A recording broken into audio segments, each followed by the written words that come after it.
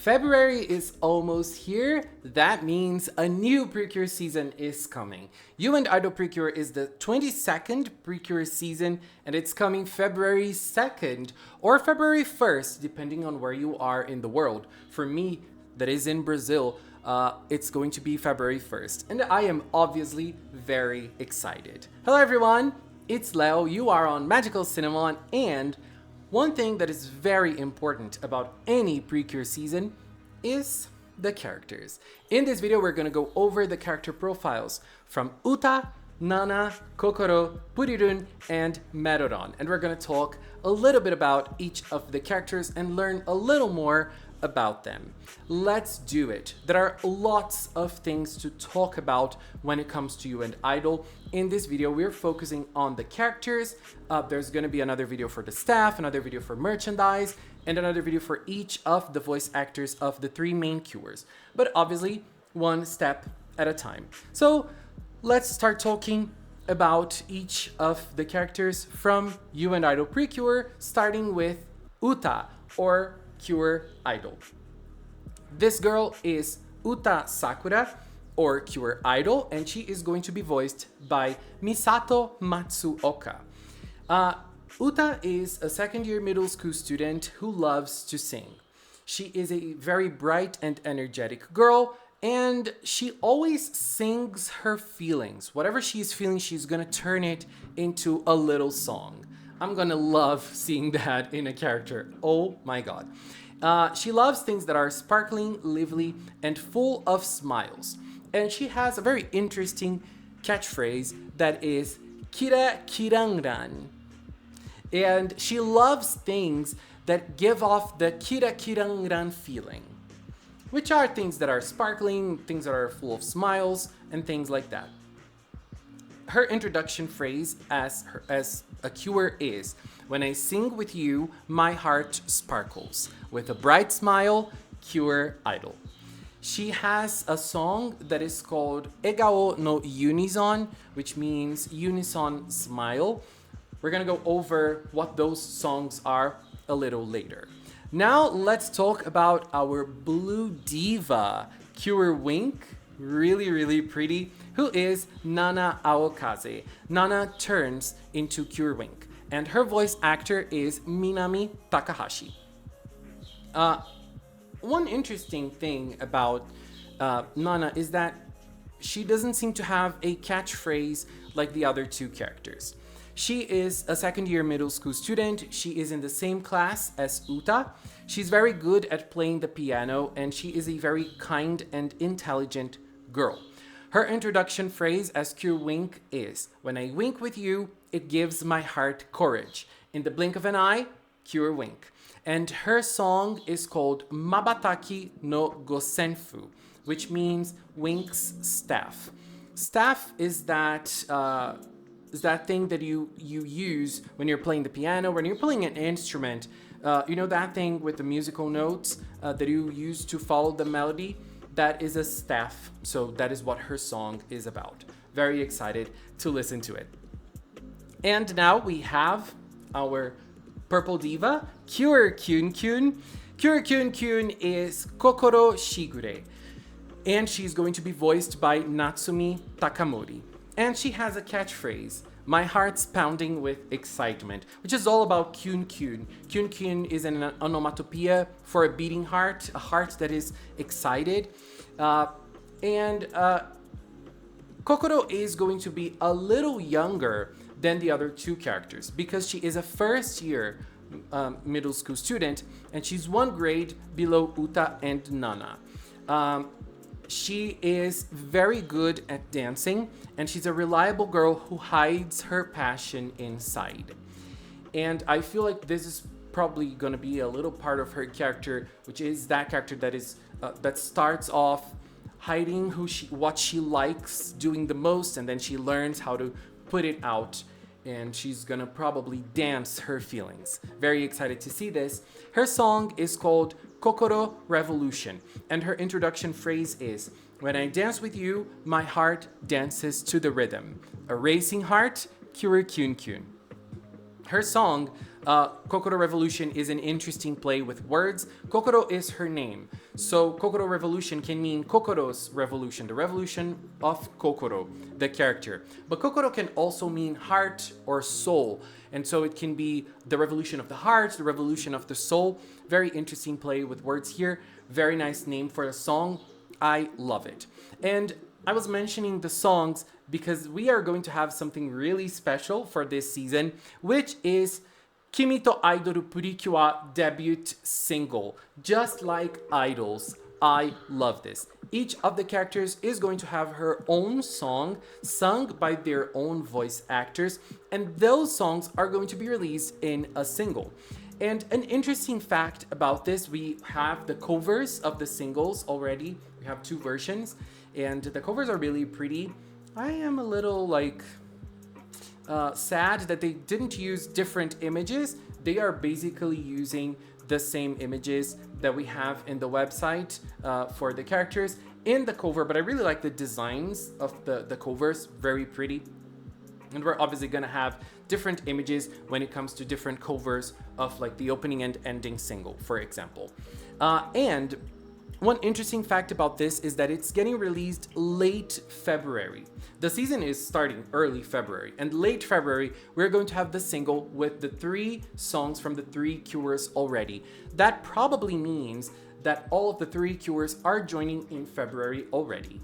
I can be wrong with this, but you know, I feel like it's something that we can at least theorize, which is really nice. So those are the 3 Cures that we're gonna have, but we also have the fairies, or the mascots of the season. First, focusing on the greenish one, she is Purirun. Purirun is a fairy who comes from Kiraki land, and she is searching for the idol PreCure. She has a very laid-back and easygoing personality, and when she blinks her eyes, sparkling lights can be seen. Purirun often ends her sentences with Puri. And the pink one is called Melodon. Melodon is a fairy who comes from Kiraki land as well. She has a very strong-willed and cheeky personality, and she often ends her sentences with Mero. Love both of them so much. Love them. And there's another observation that I want to make. Purirun is in the trailer of the first episode, so we already know that Purirun is going to be appearing very early on in the show. Melodon, on the other hand, is nowhere to be seen, even though Melodon is in all of the promo images that we have for the season. Melodon is in it, but it seems that Melodon is coming at a later date in the show. We have a Melodon plushie, and she's only getting released late April. So I feel like she is gonna come a little later than Purirun and all the Cures. So she might be a little late addition to the start of the season.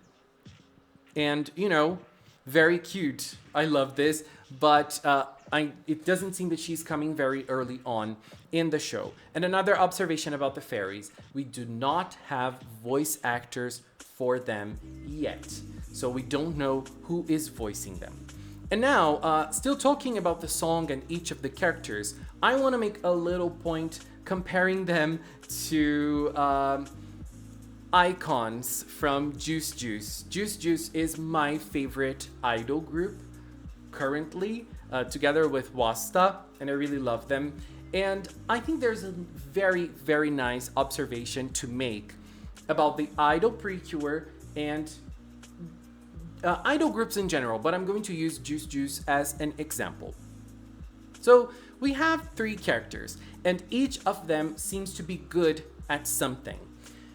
Cure Idol, or Uta, seems to love singing, and you know, her thing is all about singing. We have Nana, or Cure Wink, and she is good at playing the piano, but she's also there's also the winking aspect of her character. And Kokoro is good at dancing. So I feel like each of them has a different ability, and this comes into play when you are an idol. So using Juice Juice as an example, Juice Juice has a very strong roster of idols, and just like Uta, there's an idol that in the group that excels at singing. And Uta is someone who is probably going to be focused on singing, and her character is going to be focused on singing. And in Juice Juice, for example, we have this idol right here who is Dambara Ururu. Ruru is currently the leader from Juice Juice, and she's always, since she joined the group, her focus and her star point has always been her powerful voice. She is a powerhouse when it comes to vocals. And she really calls the attention of fans because of her voice. Obviously, there are other interesting aspects of her personality, but this is the first thing that comes to mind when we think of Ruru. There's another member that is really blossoming when it comes to voice, which is Matsunaga Riai, who is this idol right here. She is really good at singing as well, and she's blossoming more and more with her vocal abilities. And I'm just gonna mention her a little bit because we have Rei Rei, who is this one right here, Inoue Rei, or Rei Rei, her nickname. She is my favorite, and her voice is also really good, and she also does beatboxing, so it's really nice. So we have idols that are focused on singing, and they really have this as a charm point, as a strong point of their idolness. When it comes to Nana, she is very good at playing the piano. And in Juice Juice, there's also a member who plays lots of instruments. She is focused on playing the violin, who is Ichika, who is this one right here. She is so cute. I love her so much. Ichika is focused on playing the piano and on playing the violin. I'm sorry. And she even plays the violin in some Juice Juice concerts, in some Juice Juice songs and music videos as well. And Ichika can play lots of different instruments. That is also part of her idol persona, and that's a very cool thing about her. When it comes to her, I feel like there's also the fact that she has this winking thing. And when it comes to winking, I feel like it's also another charm when it's like about giving face, when it's about showcasing personality through your expressions. And I feel like currently the one who does it in Juice Juice very, very strongly is Ishiyama Sakura, who is this member right here. She's always about, giving face and not exactly winking, but, serving in facial expressions. And when it comes to dancing, it is Kokoro's ability, or Kyun's ability, Kyun's strong point.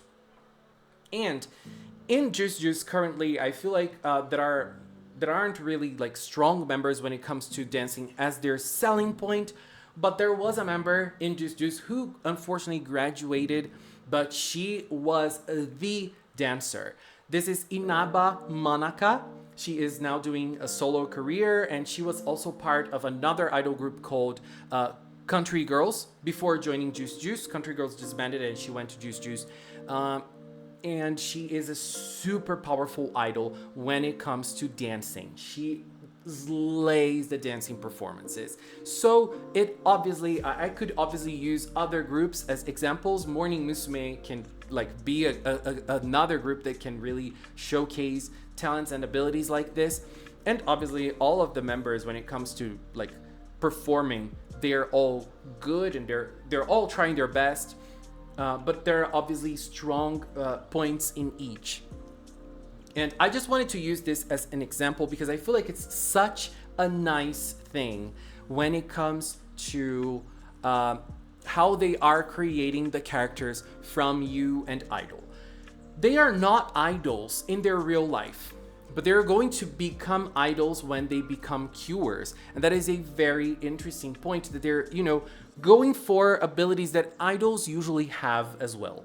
I really love this. And now let's check out the summary, the little summary that we have for the season as a whole. I think it's really lovely. And the summary basically goes in together with the trailer that we already have. The trailer is really stunning as well. Before we go on to the summary, let's make a little observation about the trailer. in the trailer, we have Uta, and we can see a little cafe here with green and wood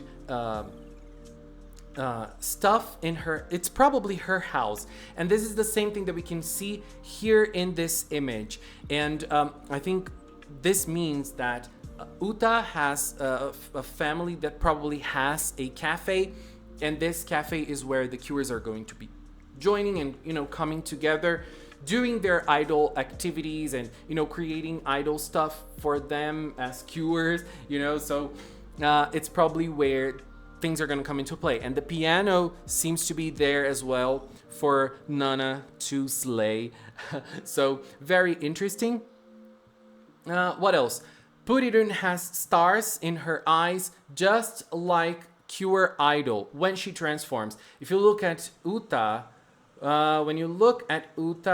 she doesn't have stars in her eyes, but Cure Idol does. And we can see a little bit of her stunning transformation. It's really a slay. And we can also see a bit of a performance as well, a CG performance and her final pose after transforming. So now let's check out the summary, the little summary that we have for the season. So Sakura Uta is a second-year student who loves to sing. And one day when she was walking her dog, Kyun, so we can see the dog here in this picture. This dog will be Uta's dog, and it's Kyun, very cute name. When she was walking Kyun out, she was taken by surprise because a big peach-like thing came floating down the river, and then she met the cute talking fairy, Purirun. I wonder if it's a peach-like creature floating down the river. Is this a reference to Momotaro, the legend? I think that might be what they're trying to do here. So Purirun has come to search for the legendary protector's idol PreCure. Purirun's hometown, Kireki Land, was a peaceful place full of sparkles, but it has been plunged into total darkness by Darkin, the boss of the Chokiri gang. So together with Purirun, Uta decided to search for the idol PreCure, who can illuminate the darkness with light. Maybe it's the type of person who's bright and happy. But then the Chokiri gang appears in Hanamichi town, which is where Uta lives and all the human characters seem to live, Hanamichi town. And the Chokiri gang starts to steal the sparkles of the townspeople. It's a huge pinch. I want to make it sparkle with my song. The moment that Uta made that decision, the PreCure ribbon and idol heart brooch appeared, and she transformed into the legendary protector, Cure Idol. Singing, dancing, and fan service. I'm gonna make it sparkle no matter what. The stage between you and me is about to begin. Some interesting things to talk about this summary. I'm gonna go over certain things, but the first thing I want to mention is that we do not have villains in the website yet. And I have seen some people questioning it. Oh, so that means we're not gonna have villains. Where are the villains? Usually when the website opens, when the website updates like this, we do not have villain profiles. I can remember one time that we had a villain profile, and it was the only time I remember. When the website opened, it already had a villain profile. It was Gentlu in Delicious Party. Only Gentlu from the villain gang was there, and no other villain was added. I don't remember another season who brought villains to the website release. But in here, in the summary, we have the name of the villain group, Chokiri Gang, and we also have the name of the boss, Darkine, or Darkine. I don't know what the pronunciation is gonna be like.